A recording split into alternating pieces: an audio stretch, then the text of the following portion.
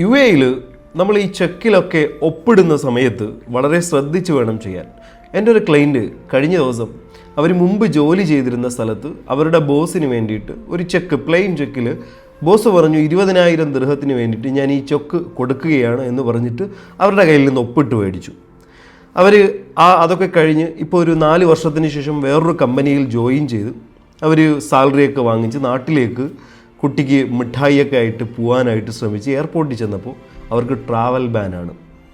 പിന്നീട് അവർ നമ്മളെ കോൺടാക്റ്റ് ചെയ്യുന്നു. നമ്മൾ അവരുടെ കേസ് ഫയൽ എടുക്കുന്നു. കേസ് ഫയൽ എടുത്തതിന് ശേഷമാണ് അവർ മനസ്സിലാക്കുന്നത് ആ പ്ലെയിൻ ചെക്കിനകത്ത് 1,00,000 ദിർഹമായിരുന്നു എഴുതിയിട്ടുണ്ടായിരുന്നത്. ആ 1,00,000 ദിർഹംസ് അവരുടെ പഴയ ബോസ് വേറൊരാൾക്ക് കൊടുത്തിട്ട്, ജാമ്യം കൊടുത്തിട്ട് പൈസ വാങ്ങിച്ചതാണ്. ഇങ്ങനെയുള്ള സാഹചര്യത്തിൽ നമ്മൾ ഒരു കാരണവശാലും ആർക്കും യു എയിൽ പ്ലെയിൻ ചെക്ക് കൊടുക്കരുത്. കൊടുത്താൽ നിങ്ങൾ പെട്ടുപോകും.